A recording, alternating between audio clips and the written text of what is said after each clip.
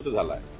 आता मला सांगा, या महाराष्ट्रातल्या 14 कोटी जनतेपैकी कुणाला विचारा, वक्फ बोर्डाचा सुधारणा विधेयक कशा करताय? तर या ठिकाणी ज्या पद्धतीने वक्फ बोर्डाने हिंदुत्ववादी लोकांवर अन्याय केलाय, हिंदुत्ववादी नागरिकाच्या जमिनी लाटल्या आहे, अनेक धार्मिक संस्थांच्या जमिनी लाटल्या आहे वक्फ बोर्डाने।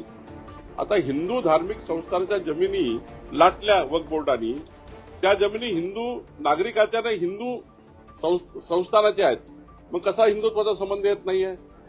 वक्फ बोर्डाने मनमानी केली, हिंदुत्व म्हणजे मराठी माणसाच्या अनेक जमिनी लाटल्या, अनेक त्या ठिकाणी जे मुस्लिम लोकांच्या जमिनी आहेत त्या सोडून हिंदू समाजाच्या जमिनी लाटण्याचं काम वक्फ बोर्डाने केलं।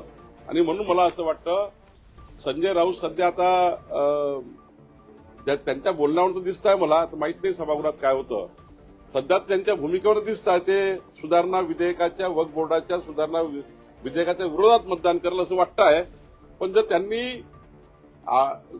त्यांनी सुधारणा विधेयकाच्या बाजूला मतदान केलं तर मला असं वाटतं मग त्यांच्याबद्दलचा काही थोडी बोलायला जागा उरेल। सूत्रांकडून जी माहिती कळते की एकंदरीतच महापालिकेच्या निवडणुकीच्या पार्श्वभूमीवर ठाकरे गट आज वॉकआउट करू शकतो, विरोधात मतदान केल्यामुळे कुठेतरी हिंदू मतं दुरावू शकतात म्हणून। नाही, वॉकआउट करणं म्हणजे वक्फ बोर्डाच्या सुधारणा विधेयकाच्या विरोधात मतदान करणं आहे। वॉकआउट करणं म्हणजे काय?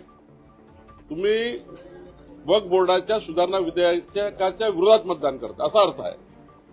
वॉकआउट करायचं नाही आणि मतदान करायचं विधेयकाच्या बाजूने, तरच खरं हिंदू हृदय सम्राट बाळासाहेब ठाकरे यांचे विचार जपले उद्धवजींनी असा अर्थ होतो।